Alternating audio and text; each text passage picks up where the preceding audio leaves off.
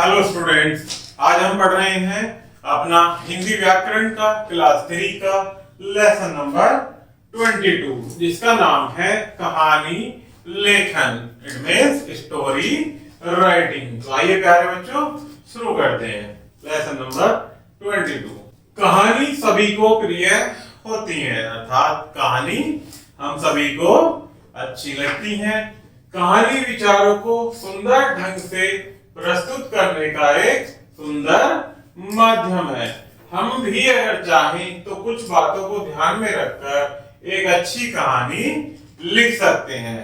तो क्या है प्यारे बच्चों, कहानी अपने विचारों को एक सुंदर व योजनाबद्ध तरीके से लिखने का एक माध्यम, अर्थात इसे हम भी कुछ आवश्यक बातों को जानकर अच्छे ढंग से कहानी लिख सकते हैं। तो प्यारे बच्चों, कहानी लिखते समय कौन कौन सी बातें जो हमें ध्यान रखनी चाहिए, यहाँ वो पॉइंट वाइज दी गई हैं जिनको हम 1 बाय 1 पढ़ेंगे और ध्यान रखेंगे। जिसमें पहला है कि कहानी रोचक होनी चाहिए, अर्थात इंटरेस्टेड होनी चाहिए ताकि पढ़ने वाले को उसमें आनंद आए। नेक्स्ट होता है कहानी की भाषा शैली आसान और साधारण होनी चाहिए, अर्थात भाषा कैसी हो कहानी की कि पढ़ने वाले को वो अच्छे से समझ आए, वो उसको अच्छे से समझ सके और उसको वह पढ़ने में सहज महसूस करे। नेक्स्ट है कहानी में शब्दों और वाक्यों को शुद्ध रूप से लिखना चाहिए। फोर्थ पॉइंट है कहानी में घटनाएं क्रमबद्ध रूप में लिखी होनी चाहिए। ऐसा नहीं होना चाहिए कि बाद में होने वाली घटना पहले आपने उसमें लिख दी है और पहले होने वाली घटना बाद में लिख दी गई है। तो ऐसा ना करके क्रमबद्ध रूप में लिखा होना चाहिए। नेक्स्ट पॉइंट है कहानी के अंत में शिक्षा जरूर लिखनी चाहिए, अर्थात इस कहानी से हमें क्या शिक्षा मिलती है उसका सार वो अंत में जरूर लिखना चाहिए। तो नीचे कुछ कहानियां दी जा रही हैं, इन्हें पढ़कर कहानियां लिखने का अभ्यास कीजिए। तो प्यारे बच्चों, यहाँ कुछ कहानियां दी गई हैं, इन्हें हम पढ़ेंगे और आप इनसे अपने भाषा में कहानी को लिखने का अभ्यास भी करेंगे। तो आइए प्यारे बच्चों शुरू करते हैं।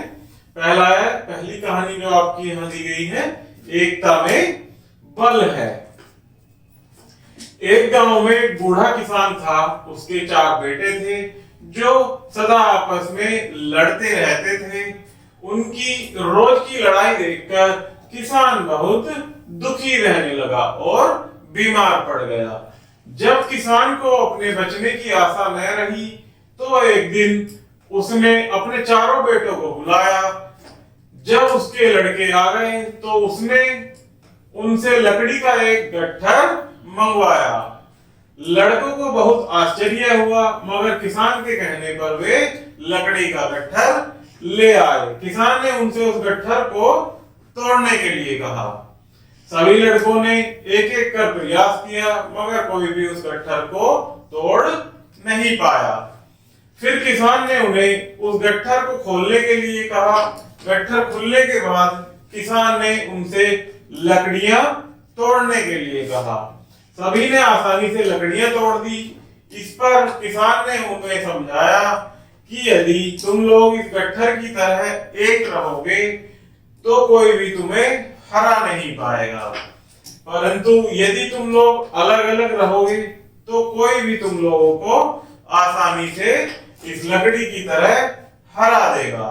किसान के बेटे उसकी बात समझ गए और उन्होंने अपने पिता को मिलजुल कर रहने का वचन दिया। तो प्यारे बच्चों, इस कहानी से हमें क्या शिक्षा मिलती है कि एकता में शक्ति है, अर्थात हमें मिलजुल कर रहना चाहिए। इसमें नेक्स्ट कहानी है प्यारे बच्चों आपकी लोभी ब्राह्मण। एक ब्राह्मण एक बूढ़े सिंह को कहीं से सोने का एक कंगन मिल गया। वह उस कंगन को लेकर प्रतिदिन नदी के किनारे बैठ जाता और उधर से गुजरने वालों को कंगन का लोभ देकर अपने पास बुलाता। पास आने पर वह उन पर टूट पड़ता और बात ही बात में उनका काम तमाम कर दिया करता था। एक दिन एक ब्राह्मण उधर से आ निकला। सिंह ने उसे कंगन दिखाकर कहा, महाराज मैं बड़ी देर से आपकी प्रतीक्षा में बैठा हुआ हूँ। यह कंगन दान करना चाहता हूँ, आप जल्दी से स्नान कर लें, नहीं तो बेला टल जाएगी। लोभी ब्राह्मण सिंह की बातों में आ गया। जो ही वह स्नान करने के लिए नदी में उतरा, सिंह ने झपट कर उसे पकड़ लिया और चीर फाड़ कर चट कर गया। अर्थात इस कहानी से हमें क्या शिक्षा मिलती है प्यारे बच्चों, कि कभी लालच नहीं करना चाहिए। नेक्स्ट कहानी है हमारी चिड़िया की समझदारी। एक जंगल में बरगद के एक पेड़ पर एक चिड़िया अपने 3 बच्चों के साथ रहती थी। उसने बच्चे अभी छोटे थे और उड़ना भी नहीं सीख पाए थे। एक दिन एक शिकारी उस जंगल में आया।